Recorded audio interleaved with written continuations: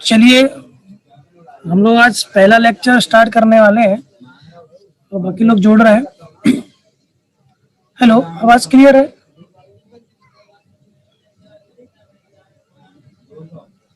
जी sir. जी, जो आपके साथ ज्वाइन है, मैं उनका इंट्रोडक्शन कराना चाहता हूँ। उसके बाद हम लोग क्लास को प्रोग्रेस में लेके आएंगे। तो डॉक्टर सुशील दुबे जी के साथ आज आप पहला लेक्चर लेने वाले हैं इस सीरीज का, जिनका इंट्रोडक्शन वैसे सभी लोग परिचित हैं।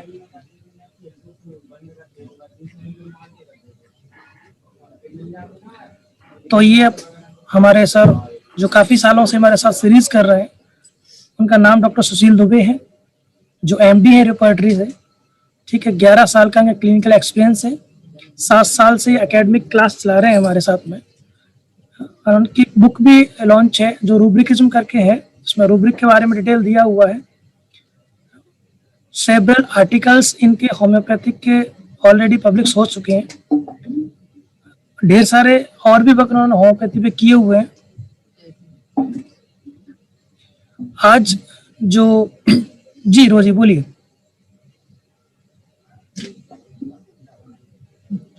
इनका होम्योपैथिक यूट्यूब चैनल भी है, जिसपे समय समय पर वीडियो डालते रहते हैं। कई सारे टॉपिक्स पे इनके वीडियो पड़े हुए हैं ऑलरेडी। आज सर का पहला इंट्रोडक्टरी क्लास है। मैं चाहता हूँ सब लोगों को ये आइडिया लग जाए कि हम कैसे कैसे क्लास लेने वाले हैं और किस किस प्रोसेस से हम आगे बढ़ने वाले हैं। तो मैं इनवाइट करना चाहता हूँ डॉक्टर सुशील दुबे जी को। उनका वेलकम है। सर आए और अपनी क्लास को रनिंग करें।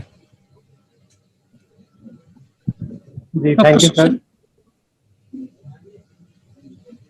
जी सर, आपका पिक्चर नहीं नजर आ रही सर। जी सर, जी सर।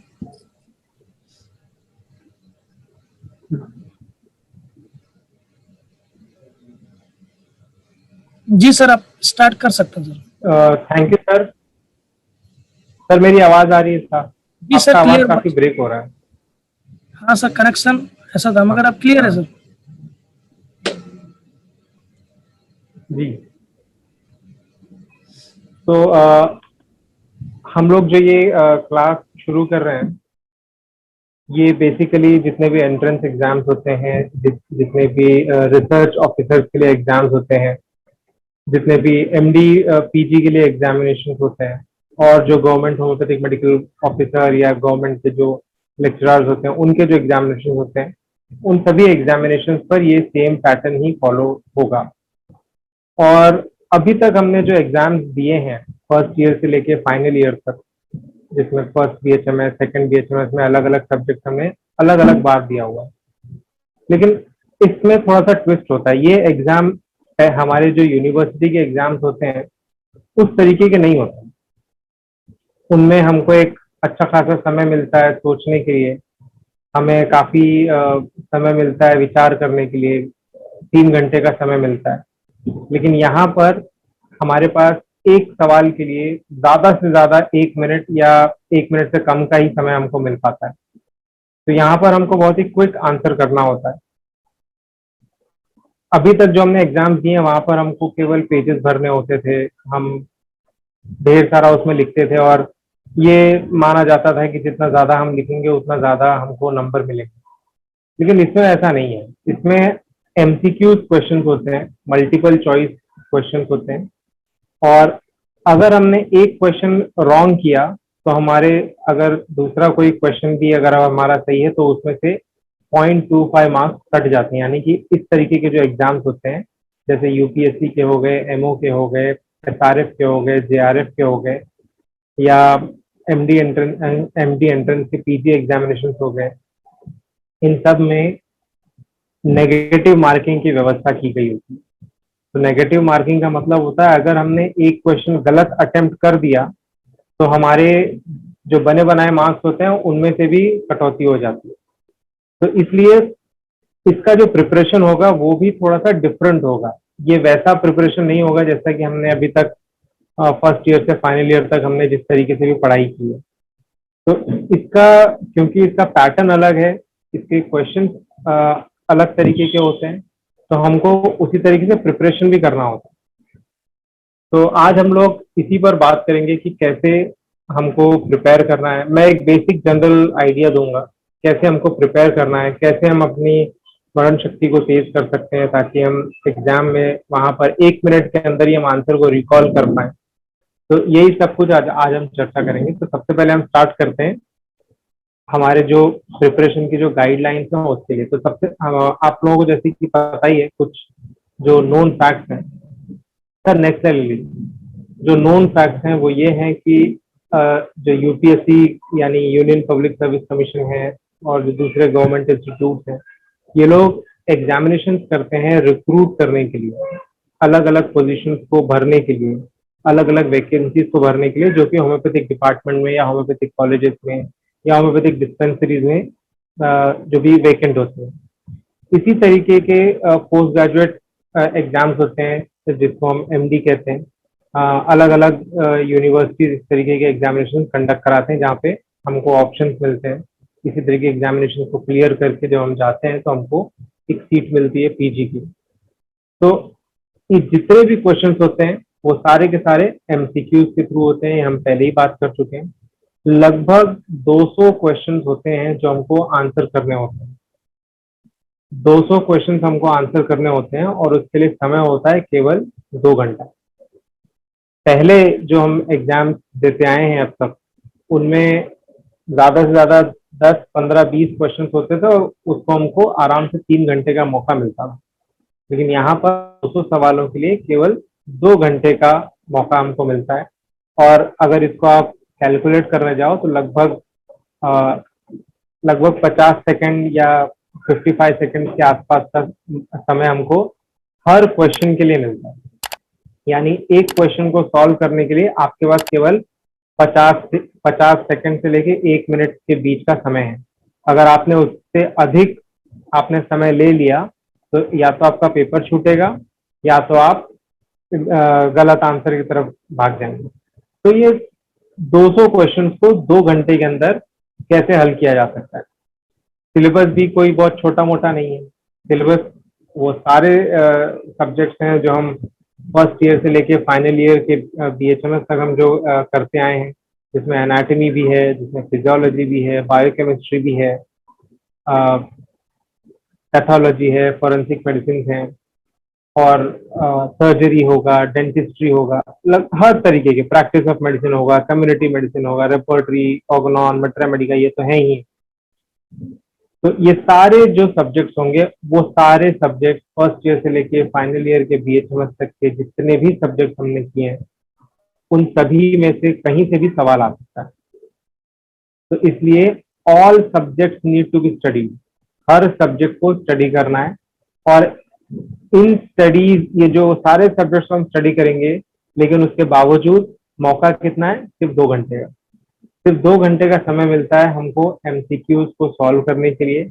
और इन्हीं 2 घंटों में जो जांचने वाले लोग हैं वो हमारी एबिलिटीज को जान जाते हैं कि हम ऐसे स्ट्रेस मोमेंट में किस तरीके से रिएक्ट करते हैं।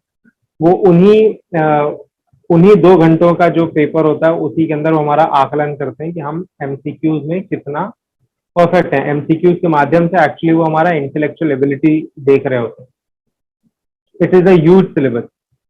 ये बहुत ही बड़ा सिलेबस। ऐसा लगता है कि कहाँ से शुरू करें, कहाँ खत्म करें। और एक तरीके से देखा जाए तो ये पूरी तरीके से ऐसा लगता है कि इसको पूरा खत्म कर पाना तो लगभग इम्पॉसिबल है। इस सिलेबस को फर्स्ट ईयर से लेके फाइनल ईयर तक, फर्स्ट ईयर का सिलेबस 1.5 साल में खत्म नहीं होता और हमको कैसे 6 महीने में इसको कंप्लीट करना हो। और सिर्फ फर्स्ट ईयर ही तो नहीं है, बाकी के भी सारे सब्जेक्ट हैं। तो फर्स्ट ईयर का सब्जेक्ट जो 1.5 साल में खत्म नहीं होता है, फाइनल ईयर का सब्जेक्ट जिसके लिए जो यूनिवर्सिटीज हैं, जो काउंसिल्स हैं, उन लोगों ने ये एप्लीकेशन दिया है कि फाइनल ईयर को 1.5 साल का कर दिया जाए। Practice of medicine second year से स्टार्ट हो जाता है पढ़ाना, लेकिन वो खत्म नहीं होता है। वो हमको बहुत ही कम समय में पूरा का पूरा हमको एक तरीके से पढ़ना होता है। तो it's a huge syllabus, seemingly impossible. ऐसा लगता है कि ये पॉसिबल नहीं है इसको पूरी तरीके से कंप्लीट कर पाना। लेकिन सर स्लाइड नंबर 6 चलिए। लेकिन नथिंग इज इम्पॉसिबल। ये जो शब्द है इम्पॉसिबल, ये इम्पॉसिबल शब्द भी अगर आप इसको डिफरेंशिएट करके देखें तो ये इम्पॉसिबल शब्द यही कहता है आई एम पॉसिबल। कोई भी चीज असंभव नहीं होती, उसको संभव करने के लिए आपको प्लानिंग करनी पड़ेगी, आपको उस प्लानिंग के ऊपर एग्जीक्यूशन करना होगा। तो किसी भी चीज को अगर आपको अचीव करना है, किसी भी, वो कोई भी चीज हो सकता है। आज हम एक मेडिकल सीट की बात कर रहे हैं, पीजी की, या किसी गवर्नमेंट जॉब की बात कर रहे हैं, या लाइफ में भी अगर आपको कोई भी चीज अचीव करना हो, तो ये चीज हमेशा याद रखिए कि नथिंग इज इम्पॉसिबल। हर चीज संभव है, केवल उसको सही दिशा में सही प्रयास किया जाए। तो एक बार की बात है,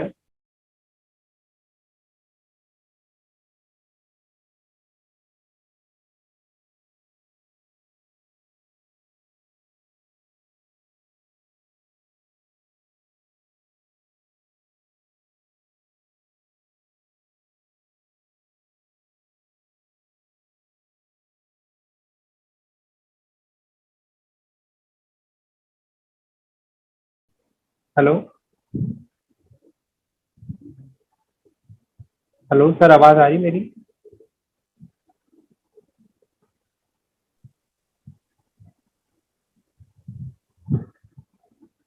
नसीब सर, आवाज आ रही मेरी?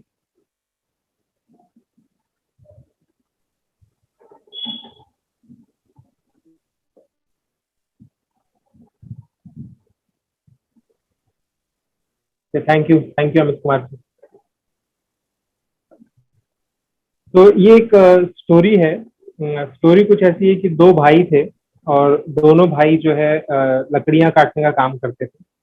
एक भाई जाता, लकड़ियां काटता, और 2-3 घंटे में लौट आता, बाजार जाता, बेचता, और ज्यादा पैसे कमा कर लाता।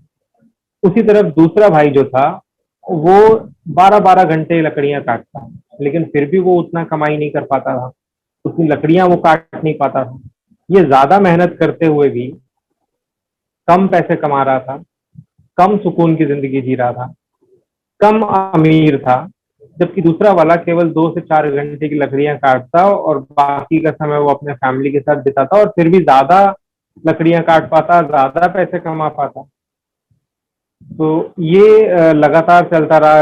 हुआ ये कि जो कम काम करता था वो धीरे धीरे अमीर होता चला गया, और जो बहुत ज्यादा हार्डवर्क कर रहा था, बहुत ज्यादा कठिन परिश्रम कर रहा था, 12-12 घंटे की परिश्रम कर रहा था, वो धीरे धीरे गरीब होता चला गया। एक दिन इसने अपने भाई से पूछा कि भाई, आप ऐसा क्या करते हो कि आप खाली 2 से 3 घंटा, 4 घंटा आप काम करते हो, और मैं 12-12 घंटे काम करता हूँ, उसके बावजूद ऐसा होता है। सब लोग तो यही कहते हैं कि हमको परिश्रम करना चाहिए, और परिश्रम से ही हमको सब कुछ मिलता है। तो मैं ज्यादा परिश्रम करता हूँ तो मुझे तो ज्यादा मिलना चाहिए, लेकिन हो एकदम इसका उल्टा हो रहा है। तो भाई ने कहा कि मैं भले 2 घंटे काम करता हूँ, लेकिन प्रतिदिन मैं 2 घंटे अपनी जो कुल्हाड़ी है उसमें धार लगाता हूँ। तो यही काम हमको भी करना है। हमको भी हमारी जो कुल्हाड़ी है, यानी कि हमारा जो मस्तिष्क है, हमारा जो हमारे जो सब्जेक्ट्स होंगे, इनमें प्रतिदिन हमको धार लगाना होगा। जिस दिन हमने धार लगाना छोड़ दिया, जिस दिन हमने उसको शार्प करना छोड़ दिया, उस दिन हमारी कुल्हाड़ी में क्या बोलते हैं, रुंध जाएगी वो कुल्हाड़ी, और फिर हम ज्यादा लकड़ियां नहीं काट पाएंगे। ज्यादा लकड़ियां नहीं काट पाएंगे तो ज्यादा मेहनत हमको करनी पड़ेगी। तो कहने का मतलब है कि हार्ड वर्क से ज्यादा होता है, अच्छा होता है स्मार्ट वर्क। तो जैसे हमने बताया कि नथिंग इज इम्पॉसिबल, लेकिन उस इम्पॉसिबल को अचीव करने के लिए, हमको एक गोल बनाना पड़ेगा। जब तक कभी भी, जब तक लक्ष्य नहीं होता, तब तक हम हमेशा यहाँ वहाँ भटकते रहते हैं। अब जैसे एक एग्जांपल बताता हूँ, अगर हम किसी प्लेटफॉर्म पर जाएं, और प्लेटफॉर्म पर जाने के बाद अगर हमको कोई ट्रेन पकड़नी है, तो वो वहाँ पे जो टिकट वेंडर होता है, उस टिकट वेंडर को बताना पड़ता है कि हम उस टिकट वेंडर को ये बताना पड़ता है कि हमको जाना कहाँ है।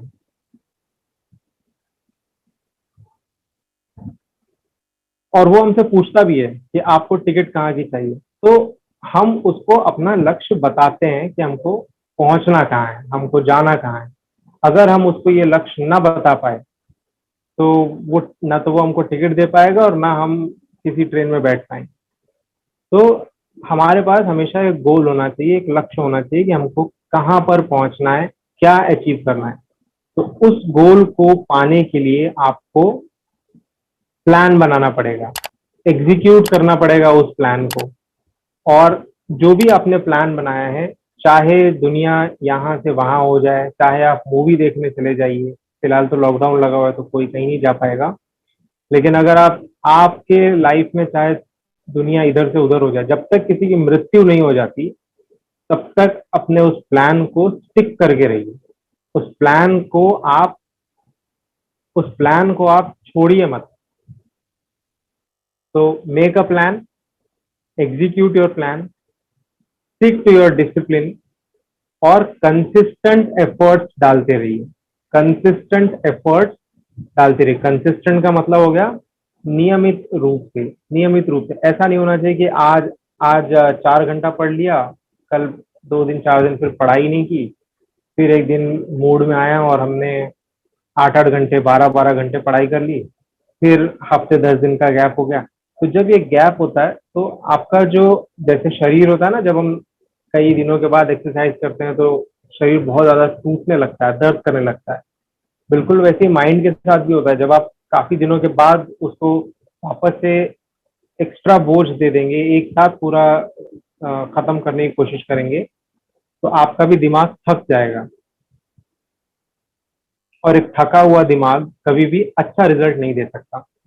तो आप गोल बनाइए, उस गोल के लिए आप एक प्लान बनाइए कि आप उस गोल को कैसे अचीव करना चाहते हैं। उसको आप एग्जीक्यूट करिए। जो भी आपने अपना प्लान बनाया, जो भी आपने अपना टाइम टेबल बनाया, उस टाइम टेबल को आप स्ट्रिक्टली फॉलो करिए। Stick to your discipline, consistent.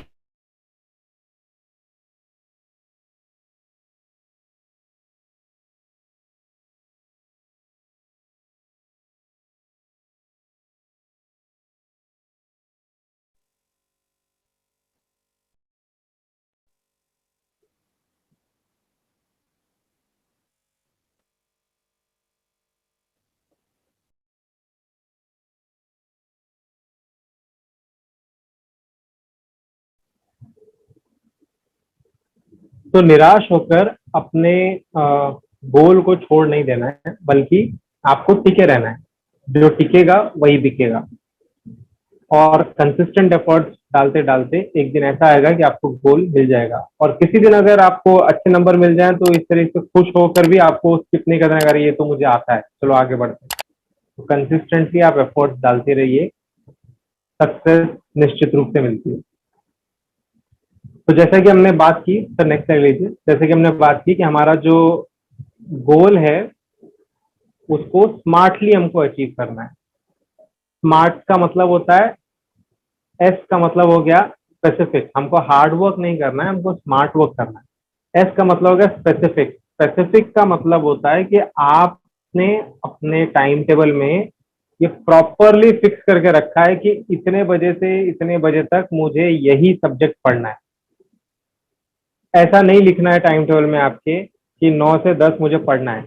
क्या पढ़ना है वो पता ही नहीं। फिर आप जब 9 बजे आप पढ़ने बैठेंगे तो आप फिर डिसाइड करते ही रह जाएंगे कि कहाँ से शुरू करूँ, कौन सा शुरू करूँ। तो आपका जो भी गोल हो वो स्पेसिफिक होना चाहिए, मेजरेबल होना चाहिए। मेजरेबल यानी आप अपने एफर्ट्स को माप सकें, आप उसको जांच सकें कि आपने जो भी गोल बनाया है वो कहाँ तक आप उसको अचीव कर पाए, कहाँ पर आप उसका मूल्यांकन कर सकें। जैसे मॉक सीरीज के थ्रू, टेस्ट सीरीज के थ्रू, या अपने किसी दोस्त को बोल दीजिए यार मैंने ये चैप्टर पढ़ा है, चलो मुझसे कुछ भी इसमें से पूछो। तो आप अपने जो एफर्ट्स होंगे उसको मेजर भी कर सकें। तो स्पेसिफिक होना चाहिए, मेजरेबल होना चाहिए और अचीवेबल होना चाहिए। अचीवेबल का मतलब, ए फॉर अचीवेबल। अचीवेबल का मतलब हो गया कि ऐसे ही कुछ भी नहीं बना देना है ना। कि अगर मैं कहूँ कि मुझे आज आज पूरे दिन भर में 24 घंटे के अंदर मुझे पूरा रेपर्टरी का चैप्टर मुझे खत्म कर देना है, सारे रिपोर्टर्स मुझे एक साथ पढ़ लेना है। It is not achievable. तो ऐसा टारगेट ही मत बनाइए कि जिसको आप अचीव ना कर सकें। टारगेट ऐसा बनाइए जो स्पेसिफिक हो, जो मेजरेबल हो और जो अचीवेबल हो, साथ ही साथ रेलेवेंट हो। रेलेवेंट यानी आपके सब्जेक्ट से जुड़ा हुआ हो। ऐसा नहीं कि कुछ भी, कोई भी चीज मुझे पसंद है इसलिए मैंने उसको गोल में डाल दिया, ऐसा नहीं होना चाहिए। जो आप है उसके साथ रेलेवेंस रखता हो, वो रियलिस्टिक लगता हो कि हाँ ये संभव है।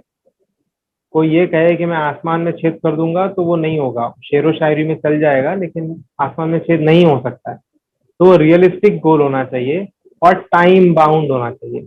टाइम बाउंड का मतलब है कि आपको अपने आप को एक फिक्स टाइम देना होगा कि जैसे फॉर एग्जांपल अगर मैं रेपर्टरी पढ़ रहा हूँ तो अगले एक हफ्ते के भीतर मुझे रेपर्टरी सब्जेक्ट कंप्लीट करना है, या अगले एक महीने के अंदर मुझे रेपर्टरी सब्जेक्ट कंप्लीट करना है।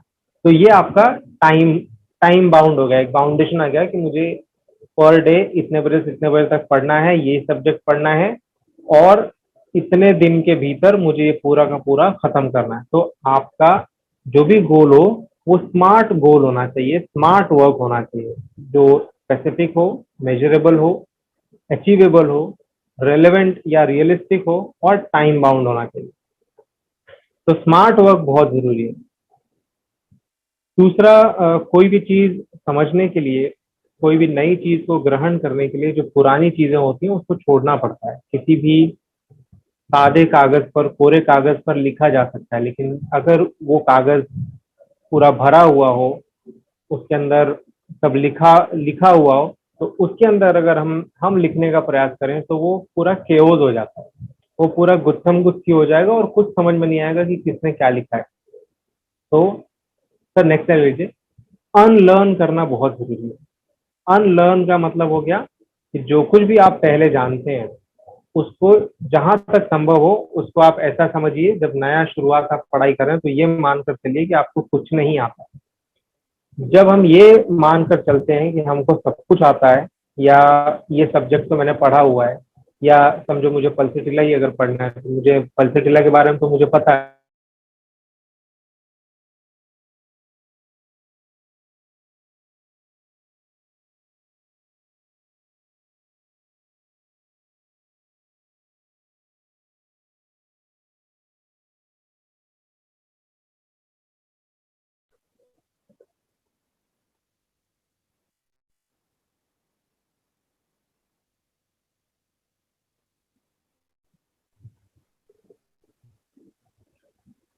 Empty your cup to refill it. अपने कप को खाली करिए ताकि आप उसको वापस से भर सकें। किसी भी कप को किसी भी कप किसी भी कप की इम्पोर्टेंस या उसका सिग्निफिकेंस तभी है जब वो खाली हो। अगर वो पहले से ही भरा होगा तो आप उस कप का क्या यूज कर पाएंगे? बिल्कुल नहीं यूज कर पाएंगे। सिमिलरली अनलर्निंग करना उस अनलर्निंग करना उस बेहद जरूरी है किसी भी चीज को रीलर्न करने के लिए और उसको यूटिलाइज करने के लिए। तो अगर हमारे माइंड जो है वो वो, वो फुल ऑफ आइडियाज है, प्री कंसीव्ड नोशन है, तो हम कभी भी रीलर्निंग कर नहीं पाएंगे। जैसे कि मैंने कहा कि हम लोग कभी भी किसी कोरे कागज पर लिख सकते हैं, लेकिन अगर कोई कागज भरा हुआ हो तो उसको कुछ लिखा नहीं जा सकता। तो हम हमारे दिमाग में जो कुछ भी आइडियाज होंगे, जो भी प्री कंसीव्ड नोशन होंगे, उसको पीछे छोड़कर वापस से शुरुआत करनी होगी, वापस से नया नया कुछ समझने की कोशिश करनी होगी, फिर से पढ़ाई करनी है। ऐसा मानकर हमको चलना होगा कि हमको कुछ आता नहीं है, फिर से सब कुछ हमको नया नया जानना है। दूसरा, मैंने आपको बताया ही था कि अगर हमको हमारा गोल अचीव करना है तो कंसिस्टेंट एफर्ट होना चाहिए। सर नेक्स्ट टाइम लीजिए। कंसिस्टेंट एफर्ट्स होने चाहिए। कंसिस्टेंट एफर्ट्स का मतलब हो गया regular study is a must. छोटे छोटे स्टेप्स लीजिए, थोड़ा थोड़ा पढ़िए। मैं आपको अपना एक टेक्निक बताता हूँ पढ़ाई का। जब मैं कॉलेज में पढ़ता था तो उसमें आप देखेंगे कि बहुत सारे सब्जेक्ट होते थे। अभी फॉर एग्जांपल एनाटॉमी ले लीजिए, या लेटर से कोई एक सब्जेक्ट पकड़ लीजिए, जैसे मेडिसिन सब्जेक्ट। तो जब उसमें मैं मेडिसिन पढ़ता था तो मैं ऐसे चैप्टर्स ढूंढता था जो छोटे हों। तो एक बार जब छोटे छोटे चैप्टर्स, जब 10 चैप्टर खत्म हो जाते हैं तो आपको ऐसा लगता है कि यार चलो 10 चैप्टर कंप्लीट हो गए और अब ये एक बस 4 ही चैप्टर तो बचे। लेकिन जैसे फिजियोलॉजी में आप लोगों ने देखा होगा, सेंट्रल नर्वस सिस्टम सबसे बड़ा टॉपिक हुआ करता था। तो हम लोग क्या करते थे, सेंट्रल नर्वस सिस्टम को सबसे लास्ट में करते थे और बाकी के जो सब्जेक्ट्स होते थे, जो छोटे छोटे चैप्टर्स होते थे, उनको पहले हम खत्म कर देते थे। तो इससे इससे होता कुछ नहीं है, मेहनत आपको उतना ही करना पड़ता है, लेकिन है ना, साइकोलॉजिकली आप इस वहम में अपने आप को रख लेते हैं कि ऑल इज वेल। मैंने 10 चैप्टर थे तो उसमें से 9 खत्म कर दिया, बस एक ही चैप्टर बचा है, तो आप माइंड से फ्री हो जाते हैं। जबकि अगर आप समझो बड़े वाले चैप्टर से शुरू करिए, 4 दिन हो गए, 5 दिन हो गए और आप सिर्फ एक ही चैप्टर के पीछे पड़े हैं, तो क्या होता है, धीरे धीरे हम प्रेशर में आने लगते हैं, यार अभी 4 दिन हो गए, मैंने तो सिर्फ एक ही चैप्टर पढ़ा है। तो कंसिस्टेंट एफर्ट्स रखिए, छोटा शुरुआत करिए, छोटे छोटे चैप्टर्स को पहले खत्म करिए। स्मॉल बट कंसिस्टेंट एफर्ट्स हमारी प्रॉब्लम्स को सॉल्व करेंगे। छोटे बट कंसिस्टेंट, कंसिस्टेंट का मतलब होता है निरंतरता। तो हमारे एफर्ट्स में वो निरंतरता होनी चाहिए। जहां तक संभव हो तो सोर्स बुक का मतलब हो गया जो स्टैंडर्ड बुक है। अगर आप कंपटीशन की तैयारी, अगर आप किसी गाइड बुक से करने की कोशिश करेंगे, तो ये समझिए कि पूरा देश ही लगा हुआ है कंपटीशन में। हमारा हमारा जो कंपटीशन है वो हमारे पड़ोसी से या हमारे फ्रेंड से, हमारे क्लासमेट से नहीं है, बल्कि पूरे देश भर के जो बच्चे होंगे उनसे है। तो अगर हम गाइड से पढ़ेंगे तो हमको उतना ही मिलेगा जितना कि छन कर उस गाइड में आया होगा, और वहां से छन कर हम जितना ग्रहण कर पाएंगे। लेकिन जब आप सोर्स बुक से पढ़ते हैं तो आपका पहले तो कंसेप्ट क्लियर हो जाता है। जब बेसिक कंसेप्ट क्लियर हो जाता है तो आपको कोई भी चीज समझने में काफी आसानी हो जाती है, उसको एनालाइज करने में काफी आसानी हो जाती है। तो जहां तक संभव हो जो स्टैंडर्ड बुक्स हैं उनसे ही पढ़ने की कोशिश करिए। जैसे अगर ऑर्गेनॉन पढ़ना हो तो मैं किसी भी गाइड बुक का नाम नहीं लूंगा कि आप उसको पढ़िए। आपको अगर ऑर्गेनॉन पढ़ना है तो उसके लिए ऑर्गेनॉन की ही बुक्स पढ़नी चाहिए, जैसे कि ऑर्गेनॉन ऑफ मेडिसिन हो। फिलोसफी पढ़नी तो जो फिलोसफी की जो सोर्स बुक्स हैं वही पढ़ना चाहिए, क्योंकि शब्दों के हेर फेर से पूरा का पूरा मीनिंग बदल जाता है। तो read from the source book, practise as many test series as possible. जितना ज्यादा हो सके उतना ज्यादा आप टेस्ट सीरीज करिए। अलग बहुत सारी वेबसाइट्स हैं जो इस तरीके के मॉक टेस्ट सीरीज प्रोवाइड कराते हैं फ्री ऑफ कॉस्ट, तो आप उनको विजिट कर सकते हैं, तो इजीली आपको गूगल पे मिल जाएंगे। पुराने जो क्वेश्चन पेपर्स होंगे उनको आप सॉल्व करने का प्रयास करिए। फिर वॉल्ट डिज्नी की एक बात है कि वो कहते हैं कि the way to get started is to quit talking and begin doing. यानी काम करने का सबसे जो सही तरीका है वो ये है कि बातें करना कम किया जाए और काम करना शुरू किया जाए। तो sharing is caring, sharing is caring बचपन से हमको सिखाया जाता है, लेकिन ये एक टेंडेंसी देखने में मिलता है कि हम लोग कुछ ऐसी बातें होती है जो हम लोग छुपा जाते हैं, जो हम अपने कलीग के साथ शेयर नहीं करना चाहते। खास करके जब ऐसे एंट्रेंस एग्जाम्स की बात होती है या ऐसे कोई क्वेश्चन जो हमको लगता है ये एग्जाम में आने वाला है, वो हम शेयर नहीं करना चाहते। तो ये चीज हमेशा याद रखिए, शेयरिंग इज केयरिंग। आपके पास अगर एक आइडिया है, मेरे पास अगर एक आइडिया है, हम आपस में अगर शेयर कर लेते हैं तो आपके पास भी 2 आइडिया।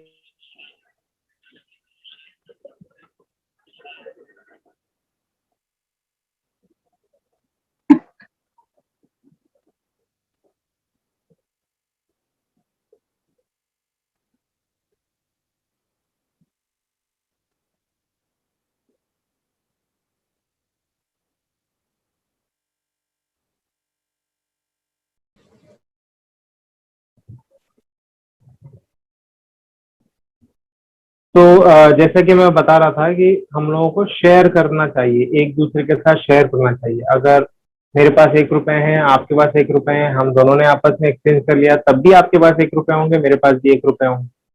लेकिन अगर मेरे पास कोई एक क्वेश्चन है या एक आइडिया है, एक थॉट है, और वो हम आपस में शेयर करते हैं, आपके एक थॉट के साथ मैं अपना एक थॉट शेयर करता हूँ, तो अब मेरे पास भी 2 आइडियाज हो जाएंगे, 2 थॉट हो जाएंगे, और आपके पास भी 2 आइडिया और 2 थॉट होंगे। तो शेयरिंग इज केयरिंग, ये हमेशा याद रखिए। कोई भी क्वेश्चन हो, किसी भी तरह की कोई स्टडी मटेरियल हो, वो आपस में जरूर शेयर करिए एक दूसरे से। ग्रुप स्टडीज के लिए जाइए, ग्रुप स्टडीज करिए, और कोशिश करिए कि आप अपने ग्रुप में डिस्कस करें।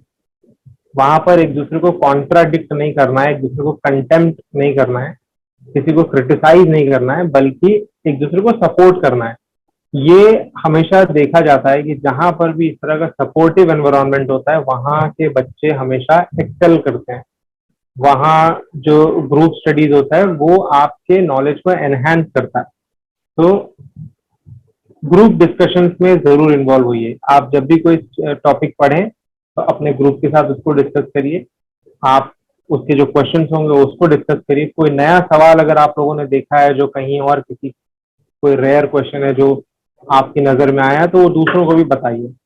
बताने से आपको भी याद रह जाता है। तो एक इंग्लिश में एक कहावत है, if you want to learn then teach someone.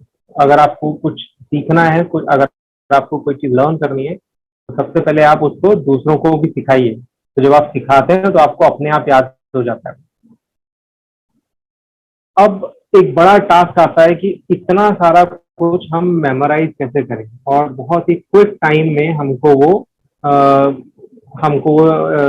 Recall करना पड़ता है जब हम एग्जाम दे रहे होते हैं। मैंने जैसे कि बताया कि लगभग 55 सेकंड का मौका लगता है हमको एक सवाल करने के लिए। तो अब इसको क्या तरीका है, क्या हमारी स्मरण शक्ति को बढ़ाया जा सकता है? अच्छा, ये भी बहुत कॉमन है कि हम आज पढ़ें, रात को अगर हमने पढ़ा है और सुबह उसको भूल जाएं, ये बहुत ही कॉमन है।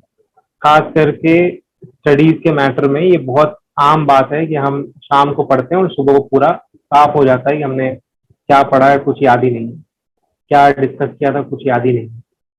इसलिए कुछ ऐसे टेक्निक्स हैं जिससे कि आप अपनी मेमोरी को बढ़ा सकते हैं, जिससे कि आप अपनी रिकॉल करने की क्षमता को या रिटेन करने की क्षमता को आप इंक्रीज कर सकते हैं। तो जिसमें से सबसे पहला मेथड है रिसाइटेशन। रिसाइटेशन का मतलब होता है बोलना, पब्लिकली लोगों को बताना। जैसे कि मैं ग्रुप डिस्कशन में ही बता रहा था, तो ग्रुप डिस्कशन में जब आप किसी को कोई चीज सिखाते हैं या उसको रिसाइट करते हैं, उसको आप बताते हैं, उसका आप वाचन करते हैं, तो आपको वो ज्यादा देर रिटेन रहता है, क्योंकि आप उसको सिखा रहे हैं, आप उसको बार बार बोल रहे हैं। दूसरा मेथड है पार्ट मेथड। पार्ट मेथड का मतलब होगा जैसे कोई चैप्टर बहुत ज्यादा लंबा हो, तो अब इस लंबे टॉपिक को अगर आपको पढ़ना हो तो आप एक साथ अगर उसको पढ़ेंगे तो कई लोगों की इंडिविजुअल कैपेसिटी वैसी नहीं होती कि वो सारा का सारा चैप्टर एक 50 पेज का 60 पेज का चैप्टर अपने आप एक साथ बैठकर उसको कंप्लीट कर लें। तो ऐसे जो लोग होते हैं उनके लिए पार्ट मेथड बहुत सिंपल है। पार्ट मेथड यानी उसको थोड़ा थोड़ा थोड़ा थोड़ा करके आप उसको कर सकते हैं। जैसे कि आप इसमें देखेंगे कलिंगर कटा हुआ है, खरबूजा कटा हुआ है। अभी जो खरबूजा है, अगर पूरा का पूरा खरबूजा किसी व्यक्ति को खाना पड़े तो हो सकता है कोई खा पाए और कोई ना खा पाए पूरा एक साथ। लेकिन अगर उसको आप काट देंगे, जो पूरा खरबूजा एक साथ नहीं खा सकता, अगर आप उसको कट करके पीसेस में देंगे तो हो सकता है वो 2 घंटे 3 घंटे 4 घंटे के अंतराल पर वो पूरा खरबूजा खत्म कर दे। एक साथ नहीं खा पाया लेकिन पार्ट में खा पाया। तो ये एक तरीका है पार्ट मेथड, जहां पर आप अपने चैप्टर को अलग अलग भागों में बांट देते हैं और उसको छोटे छोटे भागों में आप उसको ग्रहण करते हैं, छोटे छोटे भागों में आप उसको पढ़ते हैं और कंटिन्यूटी बनाए रखते हैं। दूसरा एक मेथड है होल मेथड। होल मेथड का मतलब होगा जब एक बार शुरू किया तो पूरा लास्ट तक ही पहुंचना है। अब अगेन ये इंडिविजुअल कैपेसिटी की बात होती है। कुछ लोग होते हैं जो एक साथ बैठते हैं और फिर पूरा टॉपिक खत्म करके ही उठते हैं, लेकिन सभी लोगों में ये गुण नहीं हो सकता। फिर भी जिनके अंदर ये गुण नहीं है वो लोग पार्ट मेथड का यूज कर सकते हैं। जो पूरा का चैप्टर एक साथ पढ़ सकते हैं उनके लिए होल मेथड ही सबसे अच्छा है। लेकिन इसमें भी थोड़ा सा ट्विस्ट है कि जितने भी जो छोटे चैप्टर्स होते हैं उसमें होल मेथड ज्यादा बेटर परफॉर्म करता है, और जो बड़े चैप्टर्स होते हैं उसमें पार्ट मेथड से ज्यादा याद रहने की संभावनाएं रहती है। दूसरा एक मेथड है active method and passive method. अब ये एक्टिव मेथड क्या होता है? एक्टिव मेथड होता है कि जब मैं पढ़ता हूँ तो मैं बोल बोल कर पढ़ता हूँ, मैं बोल बोल कर पढ़ता हूँ, पढ़ते वक्त मेरे मुंह से आवाजें निकलती रहती हैं, और मैं, मेरे कान भी सुन रहे होते हैं, मेरी जुबान बोल रही होती है, और मेरा माइंड उसको रिसीव कर रहा होता है। तो इसको कहा जाता है एक्टिव मेथड। तो ये भी एक तरीका है, अगर आप बोल बोल कर पढ़ते हैं तो याद रहने की संभावना बढ़ जाती है, रिटेनिंग कैपेसिटी बढ़ जाती है। जो पांचवा जो मेथड है वो है पैसिव मेथड। पैसिव मेथड का मतलब हो गया, यहाँ पर आप बोल बोल कर पढ़ रहे हैं, और दूसरा वाला जो है आप चुप होकर केवल मन में केवल आप पढ़ रहे हैं, आप मन के अंदर आवाज आ रही है लेकिन मुंह से कुछ भी नहीं निकल रहा है, तो इसको कहते हैं पैसिव मेथड। अभी एक्टिव मेथड और पैसिव मेथड, इन दोनों की भी अपनी विशेषताएं हैं। एक्टिव मेथड में जहां पर आसपास का जो माहौल होता है उससे आप थोड़ा सा हट जाते हैं, कोई डिस्ट्रैक्शन नहीं होता है, ये एक्टिव मेथड की खासियत है। और पैसिव मेथड में क्योंकि आप मन में ही बोलते रहते हैं, तो कहीं से भी अगर छोटा मोटा आवाज आता है तो डिस्ट्रैक्ट होने के चांसेस पैसिव मेथड में ज्यादा होता है। हालांकि जो साइकोलॉजी की जो किताबें हैं वो ये सजेस्ट करती हैं, जो साइकोलॉजिस्ट होते हैं वो भी ये सजेस्ट करते हैं कि जब आप किसी टॉपिक को रिवाइज कर रहे हो तो एक्टिव मेथड ज्यादा सुटेबल होता है, और जब आप किसी नए टॉपिक को अगर आप पढ़ रहे हो तो वहां पर पैसिव मेथड ज्यादा सुटेबल होता है, क्योंकि पैसिव मेथड से आप समझते हैं, आप पढ़ते हैं, समझते हैं, और उसके बाद आप उसको ग्रहण करते हैं, जबकि एक्टिव मेथड में केवल आपको पढ़ते जाना है, पढ़ते जाना है। और दूसरे जो टेक्निक है सर, नेक्स्ट ले लीजिए। दूसरे जो टेक्निक्स हैं मेमोरी को बढ़ाने के लिए, उसमें एक है spaced method, spaced and unspaced method. Again ये स्पेस्ड एंड अनस्पेस्ड मेथड बिल्कुल पार्ट मेथड और होल मेथड की तरह ही है, यानी आप एक अंतराल दे देते हैं कि आधा आज पढ़ा, फिर घंटे 2 घंटे का रेस्ट ले लिया आपने, और फिर वापस आपने पढ़ा, तो इसको कहते हैं स्पेस्ड मेथड। और एक होता है अनस्पेस्ड मेथड। अनस्पेस्ड मेथड का मतलब हो गया एक बार शुरू किया तो अंत तक उसको खत्म करो। तो स्पेस्ड मेथड और अनस्पेस्ड मेथड से भी जो मेमोरी के रिकॉलिंग कैपेसिटी होती है, रिटेंशन कैपेसिटी होती है, वो इंक्रीज हो जाती है। फिर एक तरीका होता है रोट मेथड। रोट मेथड जैसे कि नाम से ही है, रट्टा मार मेथड। रट्टा मार मेथड में कई जगह पर ये फायदेमंद होता है और कई जगह पर इसके नुकसान भी होते हैं। जैसे कि अभी अगर मैं रेपर्टरी की बात करूं तो रेपर्टरी में कुछ ऐसे सब्जेक्ट्स हैं जहां पर आपको कुछ ऐसे विषय हैं या कुछ ऐसे क्वेश्चंस होंगे जहां पर आपको इस रोट मेथड का फायदा मिलेगा। जैसे आपको अगर किसी रेपर्टरी का डेट याद करना है, एक सीक्वेंस याद करना है कि उस रेपर्टरी में कितने सारे चैप्टर्स हैं, आपको अगर फिजियोलॉजी के जो 12 क्रेनियल नर्व्स हैं वो सब कुछ अगर आपको याद करना है, या आपको अगर कोई मैथमेटिक्स में इंटरेस्टेड हो, मैथमेटिक्स की जो टेबल हम लोग याद करते हैं वो रोट मेथड में ही आते हैं। तो हमको रेपर्टरी के जो डेट्स होंगे, जो उनके एडिशन होंगे, उसके अंदर जो चेंजेस आए होंगे, वो सब कुछ हमको इस रोट मेथड से ही हमको बेनिफिट मिलेगा। तो रोट मेथड का मतलब हो गया बिना समझे, या वहां पर आपको समझने की या ज्यादा इंटेलेक्ट लगाने की जरूरत नहीं पड़ती, केवल आपको रट्टा मारना है। आप जितनी बार उसको रट्टा मारेंगे उतना ही ज्यादा वो आपके दिमाग में बैठता चला जाता है। और इसी का ऑपोजिट मेथड है इंटेलिजेंट मेथड। अब इंटेलिजेंट मेथड जैसा कि नाम में ही है, वहां पर आपको आपका इंटेलेक्ट यूज करना पड़ता है।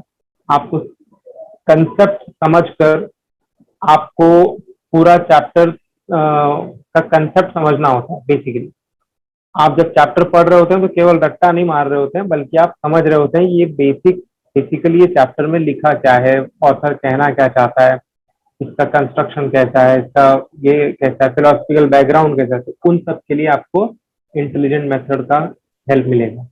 और एक मेथड है रिदम मेथड। रिदम मेथड का मतलब हो गया है कि आपको जो कुछ भी आपको याद करना है, आप उसको किसी म्यूजिक के फॉर्म में आप उसको याद कर लेते हैं। ये भी एक डेटा से पता चलता है एक रिसर्च डेटा से कि हम लोगों को म्यूजिक बहुत जल्दी याद हो जाता है, और अगर हमको कोई कहानी याद करनी हो तो कहानी हमको याद नहीं होगी, म्यूजिक हमको एग्जैक्टली वर्ड टू वर्ड याद हो जाएगा, लेकिन कहानी वर्ड टू वर्ड याद नहीं होगी, कहानी में हम वेरिएशन ले आते हैं। तो ये कुछ टेक्निक्स हैं जिससे कि आप अपनी मेमोरी को बढ़ा सकते हैं, लेकिन कुछ ऐसे फैक्टर्स भी हैं, कुछ ऐसे फेवरेबल कंडीशंस हैं जो आपकी मेमोरी को या तो कम कर देते हैं या बढ़ा देते हैं। जैसे कि टाइम पीरियड, सबसे पहला है टाइम पीरियड। आपने अपनी पढ़ाई को कितना समय दिया, या जिस किसी भी स्टडी से आप एक्सपोज हुए हैं आपने कितना ज्यादा समय उसके साथ बिताया। तो जितना ज्यादा समय आप बिताएंगे, जितनी बार आप उसको रिपीट करेंगे, उतना ही बेहतर कंडीशन होगा मेमोरी के लिए, उतना ही बेहतर होगा आपको रिटेन करना। सेकेंड चीज है गुड हेल्थ। स्वाभाविक है, जितना टाइम पीरियड अगर आपने ज्यादा बिताया तो ज्यादा आपको याद रहेगा, और कम समय बिताया या कम समय दिया है किसी टॉपिक को तो उसको भूलने की संभावना भी उतनी ज्यादा होती है। दूसरा है गुड हेल्थ। अगर आप हेल्दी नहीं है, अगर आप स्वस्थ नहीं है, तो यकीन मानिए कि आपका दिमाग भी उतना बेहतर परफॉर्म नहीं कर पाएगा। तो आप अपने आप को हेल्दी रखिए। हेल्दी रखने का मतलब है स्ट्रेस, एंग्जाइटी, इन सब चीजों से दूर रहिए, किसी भी तरीके के फियर से दूर रहिए। हमारे हाथ में एग्जाम्स के परिणाम नहीं है, हमारे हाथ में केवल एग्जाम्स में मेहनत करना है, तो हम मेहनत कर सकते हैं। तो परिणाम को सोच सोचकर एंशियस मत होइए। गुड फूड का मतलब हो गया ज्यादा ऑयली, ज्यादा तेल मसालेदार, इन सब चीजों को अवॉइड करिए। हाइड्रेटेड रहिए, ज्यादा से ज्यादा पानी पीने की कोशिश करिए। खास करके एग्जाम से पहले और पढ़ाई शुरू करने से पहले हेवी फूड मत लीजिए। हेवी फूड का मतलब जो ज्यादा ऑयली हो, जो ज्यादा मीठा भरा, नहीं तो जैसे ही आप एग्जाम में बैठेंगे आपको नींद आने लगेगी, जैसे आप पढ़ाई करने की शुरुआत करेंगे आपको नींद आने लगेगी, और फिर ये जब नींद में आप पढ़ेंगे तो वो कंडीशन फेवरेबल नहीं है कि आप रिटेन कर पाएंगे। तो एक टाइम पीरियड, एक है गुड हेल्थ, दूसरा है, तीसरा है गुड फूड, और चौथा है गुड स्लीप। नींद हमेशा पूरी होनी चाहिए, चाहे आप पढ़ाई कर रहे हो तब, चाहे आप एग्जाम देने जा रहे हो तब। नींद हमेशा 8 घंटे की आपको मिलनी ही चाहिए। ये अगर हम सोचते हैं कि अगर हम रात को जागेंगे तो हमको ज्यादा बढ़िया मार्क्स आ जाएगा, ऐसा बिल्कुल नहीं होगा, बल्कि परफॉर्मेंस आपका डिटोरिएट होगा। तो अच्छी नींद लीजिए और पर्पस लाइए कि आप क्यों पढ़ना चाहते हैं, या क्यों आप सीखना चाहते हैं, या आपको ये जो भी अचीव करना है क्यों अचीव करना चाहते हैं। तो जब तक आपको आपकी लर्निंग का एक पर्पस नहीं मिलेगा, जब तक आपको एक लक्ष्य नहीं मिलेगा कि क्या करना है आपको, तब तक आपका पढ़ने में इंटरेस्ट भी नहीं आएगा, तब तक आप उसको उतना सीरियसली भी नहीं लेंगे। ये सबकॉन्शियसली होता है, कोई जानबूझकर नहीं करता। तो पर्पस ऑफ लर्निंग आपके पास होना चाहिए, यानी कि आपका गोल सेट होना चाहिए कि मुझे ये अचीव करना है। जब आपका गोल सेट होगा तभी आप इन बाकी सारे फैक्टर्स का फायदा उठा सकेंगे, उसका यूज कर सकेंगे। गुड फूड में मैं एक चीज और बता देना चाहता हूँ। जनरली होता ये है कि हम लोग एग्जाम्स वगैरह के समय कॉफी और चाय और इस तरह की चीजें ज्यादा पीते हैं ताकि हमको नींद ना आए। लेकिन अब क्योंकि हम होम्योपैथ हैं तो हमको ये सेकेंडरी एक्शन, काउंटर एक्शन भी हमको पता ही है। तो आप जब कॉफी एक्सेसिव मात्रा में लेते हैं या चाय आप एक्सेसिव मात्रा में लेते हैं तो वो आपकी नींद को डिस्टर्ब करता है। और जैसा कि हम पहले ही बता चुके हैं, अगर आपने गुड स्लीप नहीं ली है तो वो आपका जो स्टडी होगा वो प्रॉपरली फोकस नहीं हो पाएगा, आप थके थके से रहेंगे, और थका हुआ शरीर, थका हुआ दिमाग, थका हुआ ही रिजल्ट देगा, अच्छा रिजल्ट नहीं देगा वो। तो मोटा मोटा अगर ये कहा जाए तो there is no shortcut. Sir next time लीजिए, देर इज नो शॉर्टकट और there is no magic formula. कोई ऐसा चमत्कारी उपाय नहीं है कि चुटकी बजाई और सक्सेस मिल गया। आपको वो जो सफर है वो सफर आपको तय करना पड़ेगा, आपको आपकी यात्रा शुरू करनी पड़ेगी और आपको अपनी यात्रा को एक अंजाम देना होगा। तो देर इज नो शॉर्टकट और there is no magic formula for achieving success, it is only consistent effort. ये जो कंसिस्टेंट एफर्ट्स जो होंगे यही चेंजेस लेकर आएंगे। सर नेक्स्ट ले लीजिए।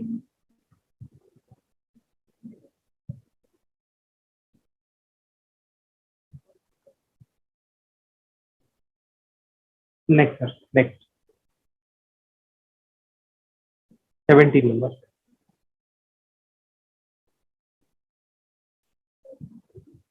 तो जैसा कि हम पहले ही बता चुके हैं कि रेपर्टरी सब्जेक्ट जो है हमको टोटल 200 क्वेश्चंस आते हैं, जिसमें से रेपर्टरी सब्जेक्ट को 20 मार्क्स अलॉट किए गए हैं। 20 मार्क्स अगर आप देखें 200 के हिसाब से तो इट इज ऑलमोस्ट 10%। एक एक मार्क्स जो होता है वो प्रीशियस होता है, क्योंकि इसमें नेगेटिव मार्किंग चलती है। एक मार्क्स, एक नंबर से अगर हम कॉम्प्रोमाइज कर गए तो वो हमारे लिए क्या होगा कि हम एक सीट लूज कर गए। Losing 1 mark can cost you to lose a seat. तो एक एक मार्क बहुत इंपॉर्टेंट है। तो ऐसा नहीं सोचना है कि रेपर्टरी को तो बस 20 नंबर ही मिले हैं, फार्मेसी को तो बस 5 ही नंबर मिले हैं, तो मैं फार्मेसी क्यों पढ़ूं, छोड़ो। ये हम हमारे बीएचएमएस में कर सकते थे कि यार ये इस टॉपिक में तो चलो 5 ही नंबर मिले, उसको एक बार फिर छोड़ दो। लेकिन यहाँ पर आप ऐसा नहीं कर सकते, क्योंकि एक क्वेश्चन अगर आपने छोड़ा है तो आप समझ लीजिए कि चांसेस बढ़ गए हैं कि आपको वो सीट ना मिले। तो इसलिए तैयारी पूरी रखिए। नेगेटिव मार्किंग होती है, लेकिन एक चीज ये भी होता है कि अगर आपने वो क्वेश्चन अटेम्प्ट नहीं किया है तो आपको उसका नेगेटिव मार्किंग नहीं लगता है। फिलहाल हमारा प्रयास तो यही होना चाहिए कि हमको सारे क्वेश्चन आए और सारे क्वेश्चन को हम करेक्ट आंसर कर पाए। नेक्स्ट लीजिए। तो अगर हमको रेपर्टरी सब्जेक्ट को प्रिपेयर करना है तो यहाँ पर मैंने जैसे कि बताया कि कुछ जगह पर हमको इंटेलिजेंट मेथड यूज करना पड़ेगा और कुछ जगह पर हमको रोट मेथड यूज करना पड़ेगा। तो प्रिपेयरिंग रेपर्टरी सब्जेक्ट का मतलब हो गया अंडरस्टैंड द सब्जेक्ट। पहले तो आप रेपर्टरी समझिए कि what is repertory, what is repertory, what is repertorisation, repertory की जरूरत क्यों पड़ गई, ये सब हमको पता होना चाहिए। इसमें रेपर्टरी में कई जगह पर ना टर्मिनोलॉजीज बहुत अलग अलग आते हैं, जैसे कहीं कॉन्कॉर्डेंस लिखा जाएगा, तो कहीं पर रिलेशनशिप लिखा जाएगा, कहीं पर क्रॉस रेफरेंस लिखा जाएगा, कहीं पर क्रॉस रेपर्टराइजेशन लिखा जाएगा। तो ये जो टर्मिनोलॉजीज है, फिर अगर आप माइंड सेक्शन में आ जाओ तो फिर तो टर्मिनोलॉजीज तो बहुत ही सारे हो जाते हैं और मामूली मामूली सा अंतर हो जाता है। डिलीरियम डिल्यूजन के बीच एकदम फाइन डिफरेंस है, और हेलुसिनेशन और डिलीरियम के बीच एकदम फाइन डिफरेंस है। तो ये मैं एक जनरल एग्जांपल बता रहा हूँ, लेकिन ऐसे अलग अलग रूब्रिक्स होंगे, अलग अलग टर्म्स होंगे जिसको समझना बहुत जरूरी है। तो सब्जेक्ट को समझिए, इसकी जो टर्मिनोलॉजीज है उसको समझिए। टर्मिनोलॉजीज को समझने के लिए आप किसी भी अच्छे डिक्शनरी का यूज कर सकते हैं। रेपर्टरी को समझिए, जिस रेपर्टरी को आप पढ़ रहे हैं, लेटेस्ट से अगर आप बीटीपीबी पढ़ रहे हैं तो उस बीटीपीबी की रेपर्टरी को आपको समझना पड़ेगा, उसका जो फिलोसफिक बैकग्राउंड होगा वो आपको समझना पड़ेगा। यही पैटर्न है ना हर रेपर्टरी पर लागू होगा। वहां पर आपको रेपर्टरी समझना है, क्यों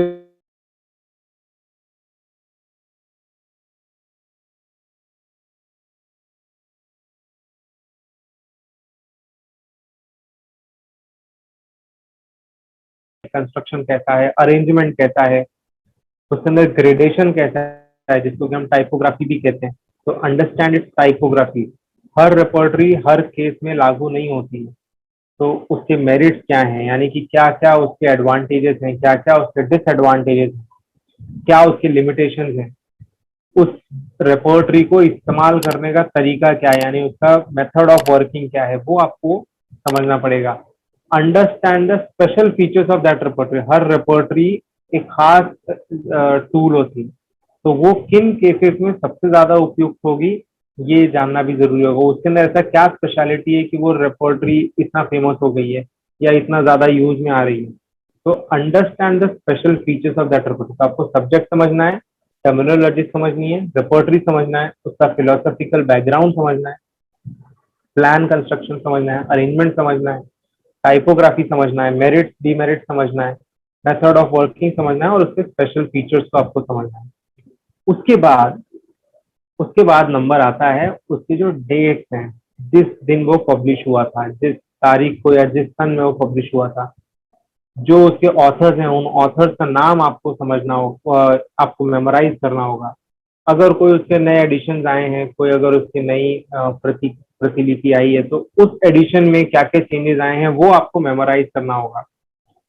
जो भी अलग अलग चेंजेस जिसने भी डाला है वो आपको मेमोराइज करना होगा। तो सर नेक्स्ट ले लीजिए, memorise the dates of its publication. बहुत सारे रिपोर्टरीज का तो केवल डेट ही पूछा जाता है एग्जाम में कि ये रिपोर्टरी इस ईयर में पब्लिश हुई थी, और 4-5 ईयर लिख दिए जाएंगे, उसमें से आपको एक चुनना पड़ता है। या ऑथर का नाम दे देंगे कि ये रिपोर्टरी किस ऑथर ने बनाई है, 4-5 ऑथर्स का नाम दे देंगे। तो अगर हमको वो याद नहीं होगा, ये सब जगह पर हमको रोट मेथड यानी वो रट्टा मारना वाला मेथड हमको हेल्प करेगा। तो ये सब हमको याद रखना है। जैसे एक एग्जांपल मैं दे रहा हूँ, देखिए ये एक क्वेश्चन आया था Bihar Ayush homoeopathic medical officer 2014 में।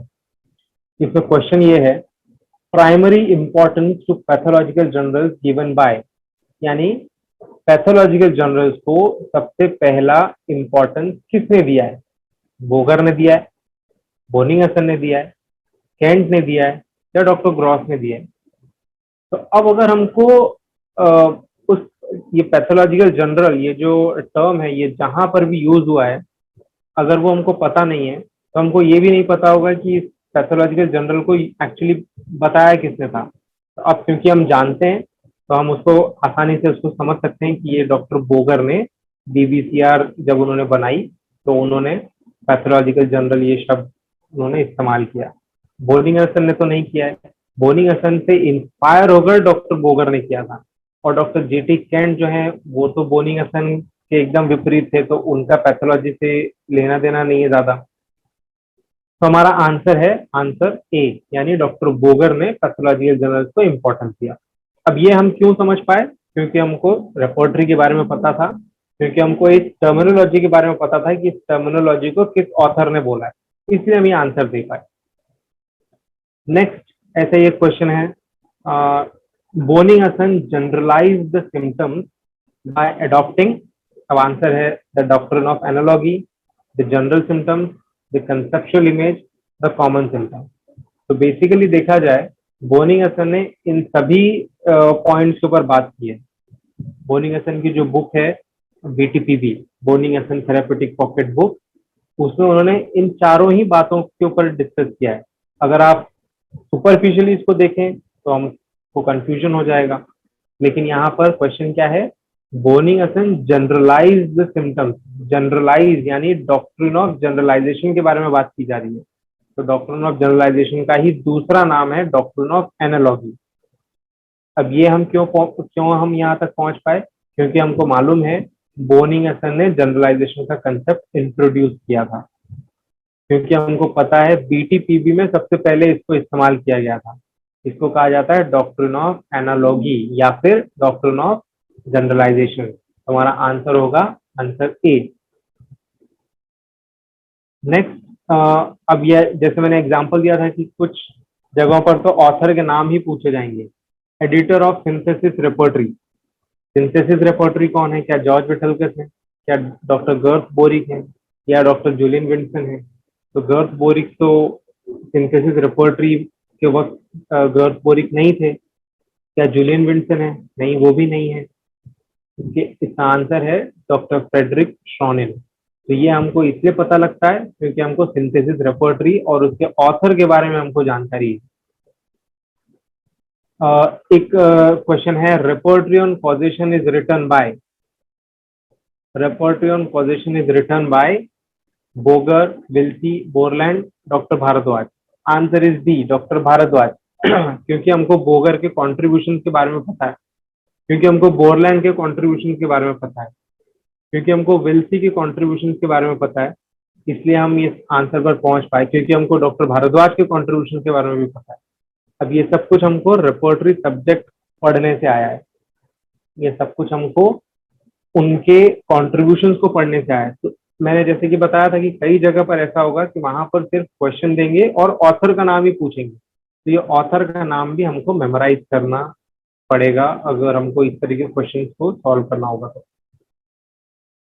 मैंने डेट्स के बारे में बताया था, ये क्वेश्चन डेट्स के बारे में भी आ गया कि contribution to knowledge of peculiarities of homoeopathic remedies by Boenninghausen was published in the year 1830, 1832, 1833, 1845।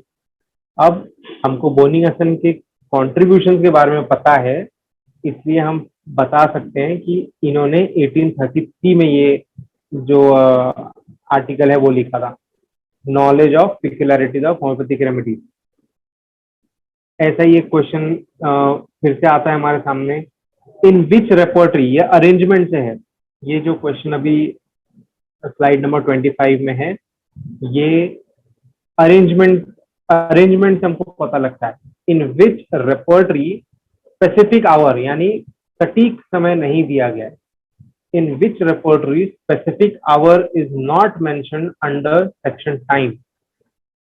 तो क्या जेंट्री है? नहीं, जेंट्री में है, हमको पता है। कैंट में भी है, हमको वो भी पता है। बीटीपीवी में भी है, हमको पता है। बीबीसीआर में, हाँ, बीबीसीआर में इन्होंने स्पेसिफिक टाइम ना मेंशन करके मॉर्निंग, आफ्टरनून, इवनिंग इस तरीके से मेंशन किया है। जैसे 8 बजे का समय है तो उन्होंने 8 बजे नहीं लिखा है, उन्होंने या तो इवनिंग लिखा है या ट्विलाइट लिखा है। तो ये सिर्फ बीबीसीआर में हमको देखने को मिलता है जो यहाँ पर लिखे गए। तो हमारा आंसर होगा आंसर बी।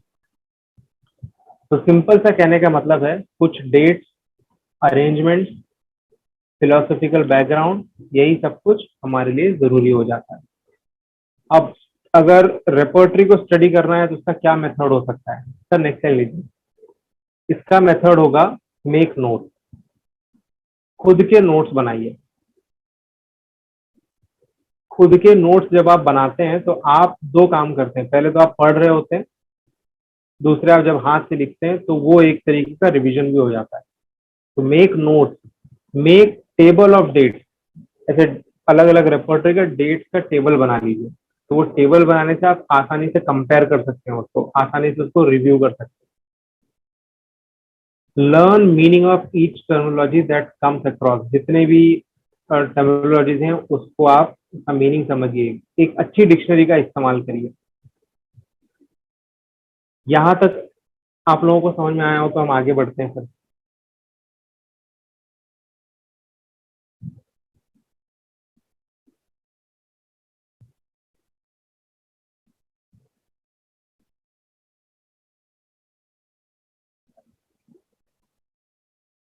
हम लोग अब रेपर्टरी का इंट्रोडक्शन देखने जा रहे हैं।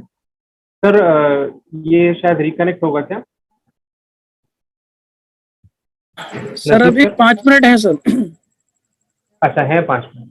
जी सर, जैसे ही तो रेपर्टरी के इंट्रोडक्शन में रेपर्टरी का नाम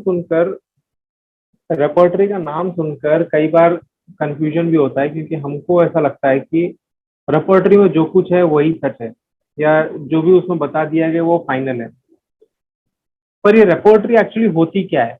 किसी भी विषय को समझने से पहले जब तक हम उसका मीनिंग ना समझ जाएं, वो शब्द कहाँ से आया है वो अगर हम ना समझ पाए तो उसको उसको रिटेन करना बड़ा मुश्किल हो जाता है, हम उसको इम्बाइब नहीं कर पाएंगे। तो रेपर्टरी जो है ये एक लैटिन शब्द से आया है, रेपर्टॉयर। रेपर्टॉयर जो है वो एक उससे भी पुराने लैटिन शब्द से आया है जिसको कहते हैं रेपर्टोरियम। अब रेपर्टोरियम जो है वो एक दूसरे शब्द से निकला है जिसको कहते हैं रेपर्टस। बेसिकली ये एक लैटिन शब्द से आया है। अब रेपर्टोरियम को या रेपर्टरी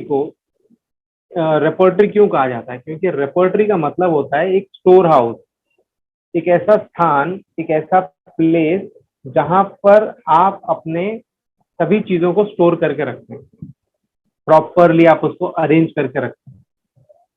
जैसे कि कोई इंफॉर्मेशन हो गया, या कोई आप कोई ऐसे कोई प्रोडक्ट हो गया, या कोई आपका समझिए कि कोई आर्टिकल है, कोई बुक है, कोई कैसेट्स हैं। तो एक वो स्टोर हाउस है जहां पर आपने उसको अल्फाबेटिकली या किसी तरीके से आपने एक प्रॉपर ऑर्डर में अरेंज करके रखा है, ताकि जब भी जरूरत पड़े आप वहां से उसको बड़ी आसानी से आप उसको निकाल सकते। तो चेम्बर का जो डिक्शनरी है वो ये बताता है कि it is a store house, a repository, store और collection specially of information, instances, facts etcetera. फिर ब्रेनी डिक्शनरी का मीनिंग देता है कि ये एक मैगजीन है, ये एक स्टोर हाउस है। ये जो टर्म है रेपर्टरी, रेपर्टरी 18th सेंचुरी में मिलिट्री के द्वारा यूज किया जाता था। वेस्टर्न कंट्रीज में बार बार क्या होता था कि वहां पर उनके बीच में लड़ाइयां होती रहती थी, अलग अलग राजाओं के बीच में, अलग अलग राज्यों के बीच में। तो वो लोग क्या करते थे, जगह जगह पर अपने किले बनाकर रखते थे, और हर किले के अंदर इनका एक हथियारों का, एक हथियार रखने का एक जगह होता था, जहां पर ये अपने सारे हथियार रखते थे। उसको इस तरीके से अरेंज करके रखते थे कि कभी भी अगर अचानक से लड़ाई हो जाए या लड़ाई छिड़ जाए तो वहां से तुरंत आसानी से वो अपने हथियारों को निकाल सकें और उसका उपयोग कर सकें। तो उसको उन्होंने बेसिकली उस जगह पर या उस स्टोर हाउस में अपने सारे हथियारों को अरेंज करके रखा था सिस्टमैटिक ऑर्डर में। उसी प्लेस को ये लोग रेपर्टोरियम कहते थे, या उसी प्लेस को लोग रेपर्टॉयर कहते थे। तो रेपर्टॉयर या रेपर्टोरियम का मतलब हो गया आर्मामेंटेरियम, जहां जहां से हम सारे हथियार ले सकते हैं। जैसे हमारे हथियार क्या है, हमारे हथियार रूब्रिक्स हैं, हमारे हथियार सिम्टम्स हैं, हमारे हथियार जो रेमेडीज हैं वो हैं। तो हमने सारे सिम्टम्स को अरेंज कर दिया, सारे सिम्टम्स को हमने एक इंडेक्स फॉर्म में इस तरीके से अरेंज किया है कि हमको अगर कोई सिम्टम ढूंढना हो तो हम आसानी से वो सिम्टम ढूंढ सकते हैं, और उस सिम्टम के लिए कितने सारे रेमेडीज हैं, कौन कौन से रेमेडीज हैं जो उस सिम्टम को प्रोड्यूस करते हैं, वो भी हम जान सकते हैं। तो इसका अगर डेफिनेशन देखा जाए तो डेफिनेशन क्या होता है इसका, सर नेक्स्ट कर लीजिए।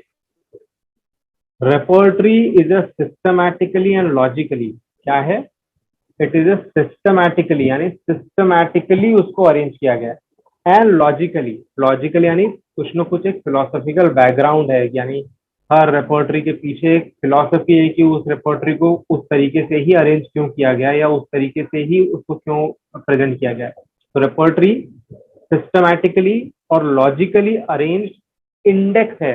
किस चीज का इंडेक्स है? इंडेक्स का मतलब होता है शीर्षक। किताब जब हम खोलते हैं तो पीछे की तरफ भी और आगे की तरफ भी हमको एक अनुक्रमणिका दिखती है, एक इंडेक्स दिखता है जिसमें हम अलग अलग चैप्टर्स का नाम लिखा होता है, पेज नंबर लिखा होता है, कहाँ से कहाँ तक वो है वो लिखा होता है, किस ऑथर ने उस चैप्टर को लिखा है वो लिखा होता है। तो इसी तरीके से रेपर्टरी भी जो है वो बेसिकली जो सिम्टम्स हैं जो मटेरिया मेडिका में मौजूद हैं उसी का इंडेक्स। तो repertory is a systematically and logically arrange index to homoeopathic materia medica which is full of information, जो सारे इंफॉर्मेशन से भरा पड़ा हुआ है। और वो इंफॉर्मेशन कहाँ से मिला है? टॉक्सिकोलॉजी से मिला है, ड्रग प्रूविंग से मिला है, और क्लिनिकल एक्सपीरियंस से। टॉक्सिकोलॉजी से, ड्रग प्रूविंग से, क्लिनिकल एक्सपीरियंस से मटीरिया मेडिका बना, और इस मटीरिया मेडिका से रेपर्टरी बना। तो इसी तरीके से होम्योपैथिक काउंसिल भी यही कहती है कि repertory is an index catalogue of symptoms. Next है लीजिए। Repertory is an index catalogue of symptoms of materia Medica. Catalogue of symptoms of materia Medica, catalogue का मतलब से आप लोग समझ गए होंगे, जब हम कहीं भी जाते हैं तो किसी होटल में जाते हैं तो हम बोलते हैं कि आप अपना मेनू कार्ड दिखाइए। तो ये मेनू कार्ड है, एक सिम्टम है और उस सिम्टम में कितने सारे मेडिसिन के डिशेस हैं वो उसके नीचे लिखे हुए हैं। तो repertory is an index, a catalogue of symptoms of materia Medica neatly arranged in practical form and also indicating the relative gradation of drugs, जिसमें हमको उस पर्टिकुलर सिम्टम का क्या वैल्यू है उस ड्रग के अंदर वो उसके ग्रेडेशन से हमको पता लगता है। And it greatly facilitate for quick selection of indicated remedy. तो रेपर्टरी हमको हेल्प करता है क्विक सिलेक्शन करने में, रेमेडी तक पहुंचने में। सीएम बोगर कहते हैं repertory is essentially an index may be advantageously used as such for discovering particular symptoms containing similar combination that happen. So repertory is again an index of symptoms. Doctor Bidwell भी यही कहते हैं, repertory is like a dictionary. ये बिल्कुल dictionary की तरह है जहां पर सारे पैथोलॉजिकल फिनोमेना को अल्फाबेटिकली एक ऑर्डर में अरेंज किया गया है, जिससे कि हम आसानी से उसको ढूंढ सकें, आसानी से हम एक होम्योपैथिक रेमेडी तक पहुंच सकें जो हमारे केस से मिलता जुलता हो।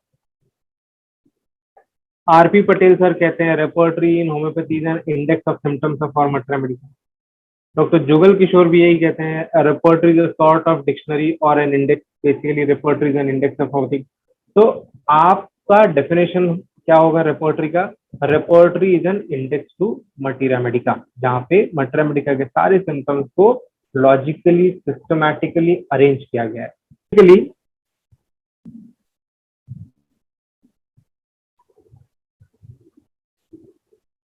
बेसिकली जो रेपर्टरी है वो मटीरिया मेडिका का ही एक इंडेक्स स्वरूप है, यानी मटीरिया मेडिका के जो सिम्टम्स हैं उनको अनुक्रमणिका की तरह प्रॉपरली अरेंज कर दिया गया है।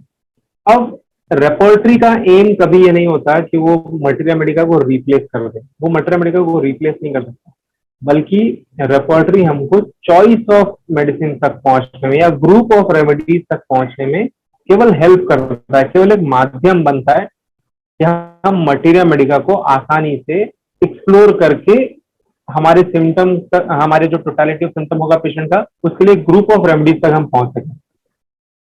तो study of repertory helps us to understand patient and materia medica. तो रेपर्टरी के स्टडी से हमको पेशेंट और मटीरिया मेडिका दोनों के बीच में एक कह सकते हैं कि इजी वे बनाता है, जिससे कि हम एक दूसरे को समझ सकें। मटीरिया मेडिका और रेपर्टरी एक दूसरे के कॉम्प्लीमेंट्री हैं, एक दूसरे को कभी भी वो कट नहीं करते हैं कि मटीरिया के स्थान पर आप रेपर्टरी पढ़िए और रेपर्टरी के स्थान पर आप मटीरिया पढ़िए। तो दोनों एक दूसरे के पूरक हैं, दोनों एक दूसरे को कॉम्प्लीमेंट करते हैं। अच्छा, रेपर्टरी का जो प्रेजेंटेशन है वो भी अलग अलग तरीके का हो सकता है। आप देखेंगे पाठक सर की जो रेपर्टरी है वो अल्फाबेटिकल ऑर्डर में लिखा हुआ है, रॉबिन मर्फी की जो रेपर्टरी है वो भी अल्फाबेटिकल ऑर्डर में लिखा हुआ है, और भी आप कैंट की रेपर्टरी देखिए तो उसमें आपको अलग तरीके का स्कीमा मिलेगा, जैसे कि डॉक्टर हनीमन का था कि हेड, माइंड, फिर हेड, फिर आई, फिर ऐसे मतलब अबव डाउनवर्ड स्कीमा आपको मिलेगा। तो रेपर्टरी का प्रेजेंटेशन अलग अलग ऑथर्स के हिसाब से अलग अलग समय पर उनका जो प्रेजेंटेशन है, अरेंजमेंट है, वो सब कुछ चेंज होता रहा है। आप अगर बीटीपीवी अगर आप देखें तो उसको डॉक्टर बोनिंग हसन ने बिल्कुल लोकेशन, सेंसेशन, मोडालिटीज और कॉन्कॉमिटेंट इस तरीके से उन्होंने पूरे इसको ही डिवाइड कर दिया है। तो रेपर्टरी के कुछ एडवांटेजेस भी हैं और कुछ उसके डिसएडवांटेजेस भी हैं, कुछ उसकी लिमिटेशंस भी हैं। रेपर्टरी के एडवांटेजेस क्या हो सकते हैं? ऐसे केसेस जो पुराने हो चुके हों, जो क्रॉनिक केसेस हों, सर नेक्स्ट स्लाइड, जो क्रॉनिक केसेस होंगे जहां पर बहुत सारे रेमेडीज एक साथ अपीयर करेंगे, हम केस लेते समय हमको बहुत सारे रेमेडीज के पिक्चर थोड़े दिख जाएंगे, वहां पर पिक्चर क्लियर करने के लिए या बहुत सारे रेमेडीज में से एक ग्रुप ऑफ रेमेडीज तक, 2, 4, 5 रेमेडीज तक पहुंचने में रेपर्टरी सहायता कर सकता है। तो क्रॉनिक केसेस जहां पर सेवरल रेमेडीज ऐसे लगेगा कि ये पिक्चर कवर कर रहे हैं, वहां पर ये हमको हेल्प कर सकता है। मिसमैनेज केसेस, मिसमैनेज यानी कुछ ऐसे केसेस होते हैं जहां पर मल्टीपल मेडिसिन दिए गए हैं या यूं कहें कि प्रॉपरली स्टार्टिंग में मैनेज नहीं किए गए और वो क्रॉनिक फॉर्म में कन्वर्ट हो जाता है, तो वहां पर भी रेपर्टरी हेल्प कर सकता है एक ग्रुप ऑफ रेमेडीज तक पहुंचने के लिए। ऐसे केसेस जहां पर केस जो है वो कोई एक रेमेडी का क्लियर पिक्चर नहीं दे रहा हो, वहां पर भी रेपर्टरी हमारी हेल्प कर सकता है। अगर हमको फॉलो वेल रेमेडी ढूंढना है या कॉम्प्लीमेंट्री रेमेडी ढूंढना है या अगर हमको एंटीडोट ढूंढना है, तो उसके लिए ये जो रिलेशनशिप ऑफ रेमेडीज का जो सेक्शन है बीबीसीआर में और बीटीपीबी में, वो हमको हेल्प कर सकता है to find out the relationship of a remedy. Materia medica को स्टडी करने के लिए तो आप इसको यूज कर ही सकते हैं, क्योंकि दोनों एक दूसरे को कॉम्प्लीमेंट करते हैं। कुछ ऐसे सिम्टम्स होंगे जो आपको प्रॉपर मटीरिया मेडिका में नहीं मिलेंगे, लेकिन रेपर्टरी में वो रेयर से रेयर सिम्टम भी आपको वहां पर मिल सकते हैं। केस को अगर डिफ्रेंशिएट करना हो, क्लोज रनिंग रेमेडीज को अगर आपको डिफ्रेंशिएट करना हो, तो उसके लिए भी आप रेपर्टरी की सहायता ले सकते हैं। अब तो कंप्यूटर रेपर्टरीज आ गए हैं, तो ये और भी ज्यादा आसान हो चुका है। रेपर्टरी आपकी प्रैक्टिस में रूटीनिज्म को अवॉइड करता है और उसकी लाइफ बनाए रहता है। अगर कोई कॉफ का पेशेंट आए और हम हर कॉफ के पेशेंट को हिपार सल्फ या ड्रोसेरा देने लगे तो हमारी प्रैक्टिस में धीरे धीरे गिरावट आ जाएगी। तो इस चीज को रेपर्टरी अवॉइड करता है। जब हम रेपर्टरी के सहारे से हम इंडिविजुअलाइज करते हैं केस को, तो कई बार ऐसा होता है कि कोई एक ऐसी रेमेडी निकल कर आ जाती है जिसके बारे में हम जानते भी नहीं। केस टेकिंग में किस तरीके के क्वेश्चंस पूछने हैं, किस तरीके से क्वेश्चंस फॉर्मुलेट करने हैं, उसमें भी रेपर्टरी हमारी हेल्प करता है। तो repertory helps to formulate question. Case taking का प्रोफॉर्मा, केस टेकिंग के दौरान अगर कोई पेशेंट कोई सिम्टम बता देता है तो उसको और वेरीफाई करने के लिए उसके रूब्रिक सब रूब्रिक्स को देखकर हम अकॉर्डिंगली क्वेश्चन फ्रेम कर सकते हैं ताकि हम और ज्यादा इंफॉर्मेशन पेशेंट से कलेक्ट कर सकें। रेपर्टरी के अंदर ग्रेडेशन ऑफ रेमेडीज जो होता है, जो हमको ये जानने में सहायक करता है कि जो भी रेमेडी उस पर्टिकुलर सिम्टम के अंदर में है उसका कितना महत्व है। जो ज्यादा ग्रेडेशन में होगा यानी कि वो सिम्टम उसमें ज्यादा मार्क है, जो कम होगा यानी कि वो मध्यम मार्क, मध्यम वैल्यू है उसका, और जो सिंगल मार्क होगा या एकदम से ही सबसे कम मार्क होगा यानी कि ये डाउटफुल सिम्टम है, ये हो भी सकता है नहीं भी हो सकता है। और रूब्रिक्स के अंदर, रेपर्टरी के अंदर जो रूब्रिक्स होते हैं उसके नीचे रेफरेंसेस, क्रॉस रेफरेंसेस ऐसे लिखे हुए होते हैं। तो उन रेफरेंसेस और क्रॉस रेफरेंसेस को देखकर हम एग्जैक्ट रूब्रिक तक पहुंच सकते हैं, और जब हम एग्जैक्ट रूब्रिक तक पहुंच सकते हैं तो हम सही रेमेडी तक भी पहुंच जाते हैं। तो रेफरेंसेस और क्रॉस रेफरेंसेस हमको राइट रूब्रिक सिलेक्ट करने में बेहद सहायक होते हैं। अब इसके डिसएडवांटेजेस क्या हो सकते हैं? एडवांटेजेस तो काफी सारे हैं और डिसएडवांटेजेस भी काफी सारे। तो अगर रेपर्टराइजेशन के संबंध में अगर देखा जाए, रेपर्टराइजेशन को ध्यान में रख के अगर देखा जाए तो रेपर्टरी जितनी भी हैं हर अलग अलग ऑथर्स की अलग अलग फिलॉसफीज हैं, और अलग अलग फिलॉसफी होने की वजह से उनको रेपर्टराइज करने का मेथड भी अलग अलग हो जाता है और ये कंफ्यूजन क्रिएट करता है। No repertory is complete. कोई भी रेपर्टरी ये नहीं कह सकता है कि ये सर्वे सर्वाए और इसके आगे कोई स्कोप नहीं बचता, ये रेपर्टरी 100% कंप्लीट है। तो कोई भी रेपर्टरी पूरी तरीके से पूर्ण नहीं है, पूरी तरीके से कंप्लीट नहीं है, ना तो अपने रेमेडीज के रिलेशन में और ना ही रूब्रिक्स के रिलेशन में। भविष्य में संभावनाएं हमेशा बनी रहती है कि उस रेपर्टरी को एडिट किया जा सके। अलग अलग ग्रेड्स हैं रेमेडीज के अलग अलग रेपर्टरीज के अंदर। एक ही रूब्रिक के अंदर, एक ही रूब्रिक अगर आप दो अलग अलग रेपर्टरीज में देखो तो उनके अंदर जो ग्रेडेशन का फैक्टर होगा वो अलग हो जाएगा। किसी में लेटेस्ट से किसी में फॉस्फोरस को 3 मार्क्स है तो वही रूब्रिक किसी दूसरे रेपर्टरी में वहां पर 2 मार्क होगा या 1 मार्क होगा। तो ये जो है ये बड़ा कंफ्यूजन क्रिएट करता है। तो different grades of remedies also create confusion. Difficulty in conversion of patient symptom into reportable language, especially of mental. Mental को कन्वर्ट करना थोड़ा सा कठिन हो जाता है, इसके लिए प्रैक्टिस की जरूरत पड़ती है, इसके लिए आपको समय देना पड़ता है। तो ये भी एक डिफिकल्टी है जो लोग फेस करते हैं। Difficulty in selection of proper repertory for proper case. Her repertory her case पर लागू नहीं होगा। किसी एक केस पर कोई एक रेपर्टरी लागू होगा, किसी एक पर कोई दूसरी रेपर्टरी लागू होगी।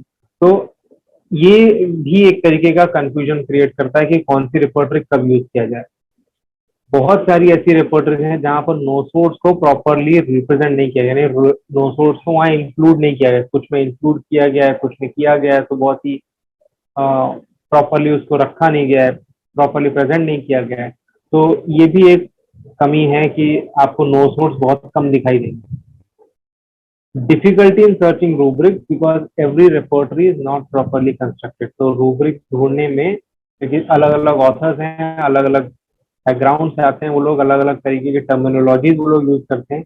तो एक ही रूब्रिक यहाँ किसी एक रेपर्टरी में कोई और रूब्रिक हो सकता है, तो दूसरी रेपर्टरी में कोई उसका सिनोनिम हो सकता है।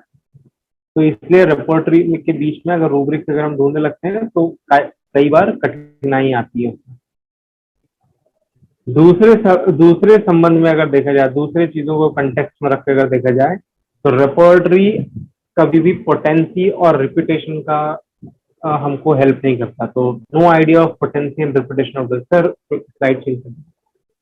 पोटेंसी का या रिपीटेशन का कोई स्कोप नहीं बचता है, वो हमको कोई सहायता नहीं करता। फाइनल सिलेक्शन करने के लिए हमको मटेरिया मेडिका को ही कंसल्ट करना पड़ता है।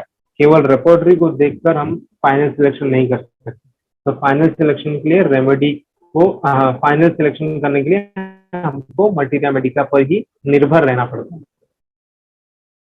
One should know other ways of prescribing besides repertorization। तो repertorization हमेशा कंप्लीट नहीं होता है, कई बार ऐसे होता है जहां पर बिना रेपर्टराइजेशन के भी मेडिसिन मिल जाती है।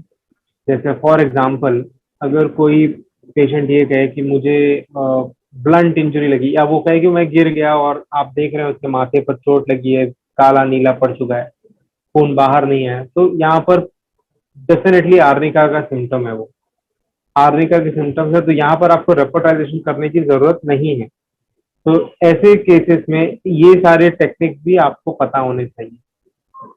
चौथा पॉइंट ये है कि अक्सर ये देखा जाता है, और ये सारे लोग इस बात को एग्री करेंगे, कि जब भी रेपर्टाइजेशन होता है तो मैक्सिमम टाइम पे जो पॉलीक्रेस्ट रेमेडीज होते हैं वही बार बार सामने दिखाई देते हैं। तो ये भी एक डिसएडवांटेज है रेपर्टरी की। इसकी लिमिटेशन भी कुछ ऐसी हैं कि फाइनल सिलेक्शन एमएम पर डिपेंड करता है, जो हम पहले ही चर्चा कर सकते। नेक्स्ट स्लाइड लीजिए, जो हम पहले ही देख चुके हैं। ऐसे केसेस जहां पर टोटलिटी डायरेक्टली बता देती है, वहां पर रेपर्टराइजेशन की जरूरत नहीं है। जैसा कि मैंने अभी ये आर्निका वाला केस बताया, जैसे अभी आज का ही एक केस था जिसमें एक जन ने फोन करके बताया कि मुझे सर्दी हो गई है, नाक से पानी आ रहा है, छींक आ रही है, आंख से भी पानी आ रहा है, आंख में जलन हो रही है, नाक के ऊपर थोड़ा सा नाक के अंदर जलन हो रही है छींक आने से पहले। अब ये सब कुछ जानते ही यहाँ पर रेफरलाइजेशन की जरूरत नहीं पड़ती, क्योंकि सारे के सारे इंडिकेशन एलियम सिपा की तरफ जा रहे हैं। तो एलियम सिपा डायरेक्टली प्रिस्क्राइब कर दी जाती है, वहां पर रेफरलाइजेशन का कोई स्कोप ज्यादा बचता नहीं है। ऑल तो आप कर सकते हैं, लेकिन वहां पर रेफरलाइजेशन की जरूरत नहीं पड़ती जहां पर ऐसा clear cut indication. Repertory is a mean to end, never an end in itself. ये जो सेंटेंस है इसको समझना बेहद जरूरी है। रेपर्टरी कभी भी अंत नहीं है, रेपर्टरी अंत नहीं है, रेपर्टरी मंजिल नहीं है। रेपर्टरी मंजिल तक पहुंचने का केवल एक जरिया है। मंजिल क्या है हमारी? हमारी मंजिल है एक सिमिलिमम तक पहुंचना है। शुरुआत कहाँ से होती है? केस टेकिंग से, लेकिन रेपर्टराइजेशन करके हम उस सिमिलिमम तक पहुंचने का केवल एक माध्यम ये रेपर्टरी बनती है। तो रेपर्टरी कभी भी अंत नहीं है, रेपर्टरी हमारी मंजिल नहीं है, बल्कि मंजिल तक पहुंचने का बस एक रास्ता है, एक जरिया है। रेपर्टरी हमको केवल एक ग्रुप ऑफ रेमेडी तक पहुंचाता है, और अंत में जैसे 4-5 रेमेडीज तक वो हमको पहुंचाता है, तो अंत में हमको उन 4-5 रेमेडीज को डिफरेंशिएट करना पड़ेगा मटीरिया मेडिका से। इसीलिए कहा गया है final selection depends on materia Medica and not on repertory.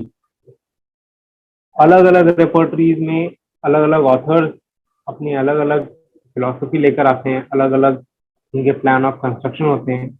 इसलिए हर रेपर्टरी के अपने स्कोप हैं और उसके अपने लिमिटेशन भी हैं। तो ये सारे कुछ लिमिटेशन हैं जो हमको रेपर्टरी में देखने को मिलता है। आज के लिए बस इतना ही है। धन्यवाद। अगर कोई सवाल हो तो आप पूछ सकते हैं।